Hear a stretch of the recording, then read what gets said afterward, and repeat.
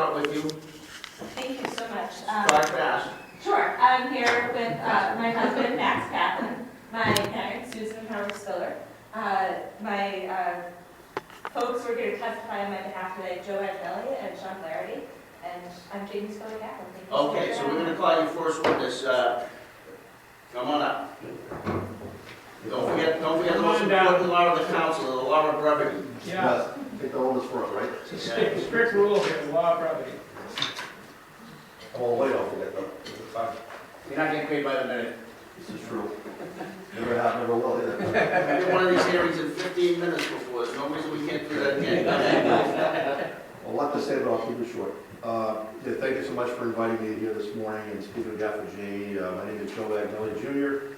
I'm an attorney with practicing in Worcester with my son right now. I've been in the field of workers' compensation going on 42 years. I'm delighted to appear with you this morning to give my full support to Jamie. I've known her, for probably 8-9 years now anyway. And having spent close to 42 years with the department, I've witnessed the many changes of the board. And in fact, I was privileged to write a history of that agency back some 11 years ago.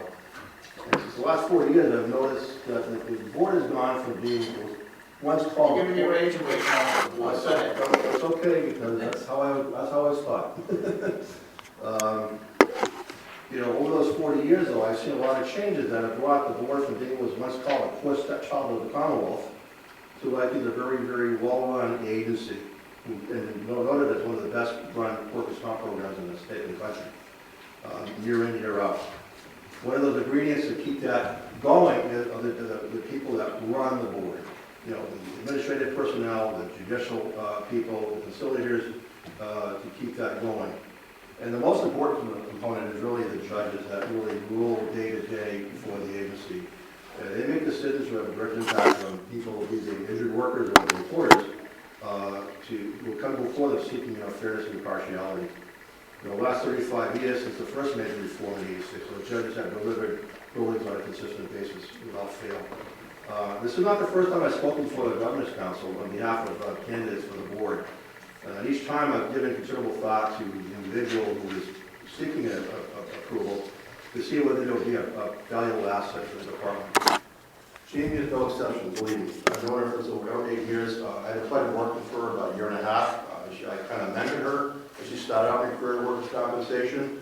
I was privileged to provide some meaningful advice. Some she took, some she didn't, but and some guidance that she would do for herself through the nuances of the department and the system. I've since dealt with her since I left that practice, that firm, 6.5 years ago.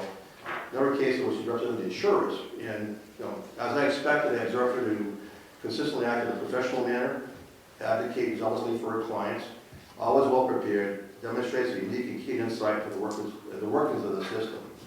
Furthermore, she's also displayed an extremely even temper. She's willing to compromise when necessary. She's well respected and well received among the workers' comp bar, regardless of which side one is representing.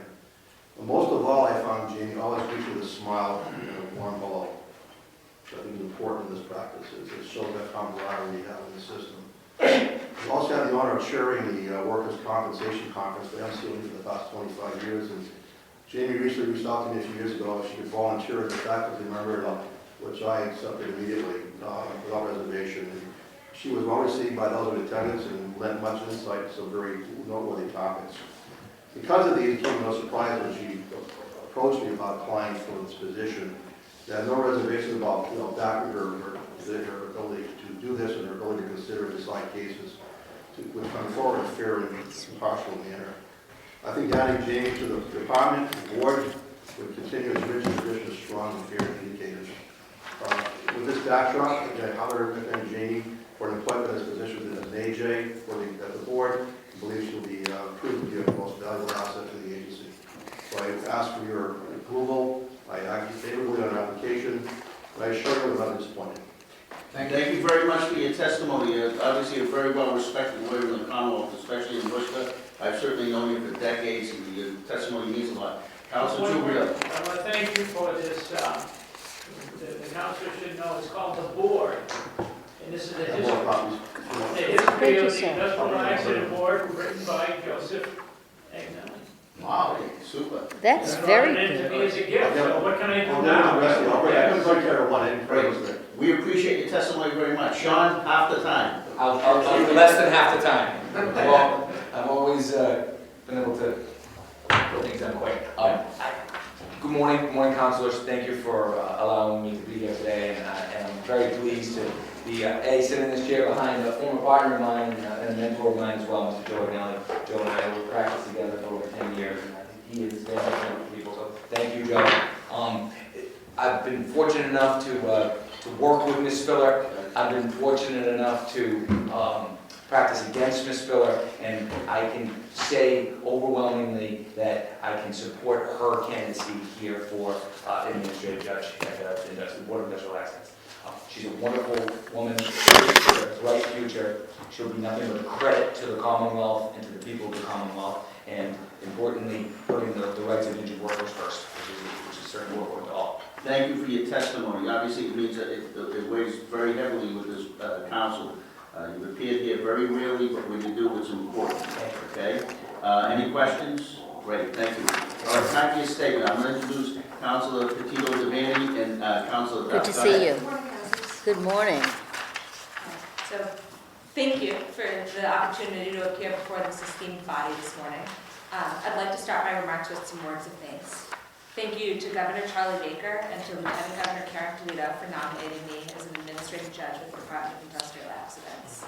Thank you to Governor's Chief Legal Counsel Bob Ross and to JNC Executive Director Lauren Green-Petrino. Thank you to the members of the Workers' Compensation Advisory Council and to the members of the Industrial Accident Nominating Panel for taking the time to consider my candidacy and for your votes of confidence. Of course, thank you to all the members of the Governor's Council for the opportunity to appear before you today, and to Valerie McCarthy in the Governor's Council office for coordinating today's hearing. Thank you again to Sean Flaherty and Joe Abnelli for appearing today to testify on my behalf. Thank you to Ambassador Claire Cronin, who's going to be submitting written testimony for all of your consideration. And thank you to attorneys Ryan Ben Harris, Michael Carteropoli, and again, Joe Abnelli for writing letters of recommendation on my behalf. I'm here today with my husband, Maxwell Kaplan, who's the most supportive partner that anyone could ask for, my parents, Susan and Howard Spiller, and Harry, my son, who's due next month. I'm humbled to appear before this body and overwhelmed with gratitude that my family is able to be here with me today. I grew up in Brockton, and like my parents, I am a proud graduate of Brockton High School. My parents raised my brother and me to value service to the community as a sacred obligation. They instilled this value through their own actions. My dad owned a business in Brockton and was committed to serving the community through his charitable work. He has been an active member of the board of the Boys and Girls Club since the early 1990s. Over the years, he's also served several other organizations in our community, as wide-ranging as our synagogue to the local credit union. My mom served the community in her professional capacity as the executive director of the Boys and Girls Club in Brockton, and later in her work in development for the School on Wheels of Massachusetts and the Old Colony YMCA, among other organizations. Throughout her career, she has raised millions of dollars to help underprivileged and at-risk youth and to address healthcare disparities for underserved communities. I am in awe of my parents' example of service to others and to our community, and I'm committed to setting the same example for my son. To be candid, my legal career got off to a challenging start. The Great Recession of '08 began 1 month into my first semester of law school, making it difficult to secure employment upon graduation. However, in retrospect, I'm grateful that the challenges of my early career led me on a path to appear before you here today, and for the rich and varied experience I've gained as an attorney, and for the opportunities that my career has afforded me to serve others.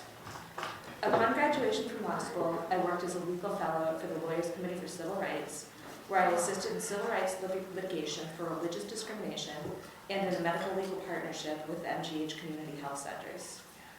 Through my work with the Lawyers Committee, I connected with a boutique civil litigation firm where I acted as a part-time associate attorney, focusing on business litigation matters. It was during this time that I met my mentor, Ambassador Claire Cronin, and served as her campaign manager on her first run for office. Claire taught me that raising up those around you to succeed is the true measure of professional success, and I've strived to emulate her example whenever given the opportunity. In 2013, I went to work as an assistant district attorney at the Plymouth County District Attorney's Office. In this position, I really learned how to be a lawyer. I tried cases before judges and juries, and appeared in countless arraignment, pretrial, and motion sessions. I learned from my colleagues, from the defense bar, and from the judges I appeared before, and I'm so grateful to have had that formative experience. From the DA's office, I transitioned into private practice and into the practice of workers' compensation. Initially, I represented injured workers before the DIA, and in the past several years, I've represented employers and insurers. I believe my experience on both sides will serve me well if confirmed as a judge. My experience as both an employee's and an insurer's attorney will aid my understanding of the cases, my compassion for the litigants before me, and for my respect for everyone involved in the process. My favorite parts of my career have been the opportunities to help others. I don't view my defense work as outside of this realm. In conversations with my clients, I frequently advise them that it is in their best interest to do the right thing and to care for their injured workers. An example of this I'm particularly proud of was a case where an employee passed away after a settlement had been agreed upon, but before it had been approved by the court. I was able to counsel my client that even though they did not necessarily have a legal obligation to do so, under the circumstances, we should try to have the settlement proceeds allocated to the employee's surviving minor son, simply because it was the right thing to do. I spent a very long time collaborating with opposing counsel, the DIA, probate, and guardian ad litem. Ultimately, we were successful at directing the settlement proceeds to the deceased's son. The opportunity to participate in work like this is why I became a lawyer, and if confirmed, I hope to bring the same sense of humanity and decency to the bench. Again, I thank each and every member of the Governor's Council for your consideration of my nomination, and for your own commitments to service and community as exemplified through your work on the Council. I welcome any questions and respectfully ask for your confirmation to the position of Administrative Judge with the Department of Industrial Accidents. Great. Thank you so much. I just want to acknowledge Senior Judge Omar Hernandez, who's arrived. Are you here in opposition? No. Is there anybody here in opposition? Hearing none. Councilor DiPaolo, do you have any questions? I don't, Mr. Chairman. Okay, thank you. Councilor Ferrero, do you have any questions? We had a long conversation, and she had the support of Sean Flaherty, which means a lot in my book, because I don't do comp, so I have to trust good people that do the work. I trust Mr. Flaherty, you have my vote. Okay, Councilor Julio, do you have any questions? One question, I got this new book today, and I want to ask you, give me a brief, very brief description of the purpose of the Industrial Accident Board. Oh boy, well, Joe gave that to me the first day that I started working with him, so. We all want that It's a real book. test. But the book outlines beautifully the history of the Industrial Accident Board and how it was set up back, I believe, in 1911 to make sure that injured workers had an abridged and quick process to be able to obtain relief if they needed it. And then the book is sort of an ode to how our system has developed and rock stars in the field throughout the years. But quite simply, the book outlines that we have this really special system in Massachusetts that was one of the trailblazing systems in this country and designed to help people and has been continuing to fulfill that mandate up until today. You passed. I don't have any more questions. I think you make a great candidate. You have a wonderful father-in-law. Thank you. And, I like him. and a father, too. I know your father as well as I know your father-in-law. And his father was a friend of mine, too. He's passed away, so. I'm very lucky for the family that I married into and for the family that I have. So far, you've given the right answers. Yeah, so I'm going to be glad to vote for him. Thank you. Thank you. Councilor Devane. Nice to see you again. Nice to see you again. Thank you for the time. Thank you. It was a pleasure to get to speak with you on the internet. So you've worked 5 years as in this field. Now, tell me, how much of your practice was in courts outside of Massachusetts? Maybe 30 or 40% over the last 5 years. But I've worked in the field of workers' compensation for 8 or 9 years, and when I started, I'm trying to think about my timeline, probably 8 years altogether. When I started out, it was strictly in Massachusetts, and as my practice has grown at my current firm, it's been a bit outside of the Commonwealth as well. So how many of your cases have you represented workers?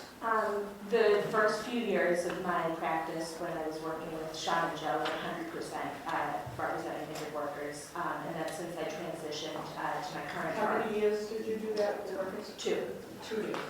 So the rest of the time you have counseled insurance carriers and self-insured organizations, third-party administrations, working compensation claims. Correct. So, do you feel that you have a balance, that you can represent both sides? Absolutely, and you know, I advise my clients all the time right now who are those insurance carriers and employers that this system is designed to help injured workers, and that I have an obligation to them in my current role to make sure that I am protecting their interests, and a lot of times protecting their interests is simply advising them to do the right thing by their injured workers. Yeah, it's, the Industrial Accident Board is a very important board, and, you know, when that injured worker was coming before, we did have someone on the board that was not reappointed because of being rude to the people before her. So that's important to me. Certainly, You know, but there's nothing and more I think important. that, I think you have the right disposition for that. Yeah, I've been here a long time, and we lost the dean. Thank you. Very Giraffe place, and heartbroken, and we're all heartbroken. But I think that you could bring some, you know, some of your background that would add to the board. When you look at your cases, what was the most? So far, just marijuana. Let me say. It was. You look back on it, and you really feel like you did your best, and it was a great outcome, and that was your. That's one case that you'll always remember. Well, I think probably the case that I referenced when I was giving my opening remarks about the gentleman who passed away, being able to help have the son of proceeds go to his surviving life, there may have not been a true legal obligation for my client to do so. It was just so rewarding to be able to really wrap up the truths from all of the different areas that we needed to, and just get everybody on board to do the right thing by a young man, and ultimately What was the most disappointing outcome when you were representing? when I was Thank you. representing workers. It's a good question, and I don't know that I have any true disappointments because I feel like I was able to collaborate very well with the legal counsel.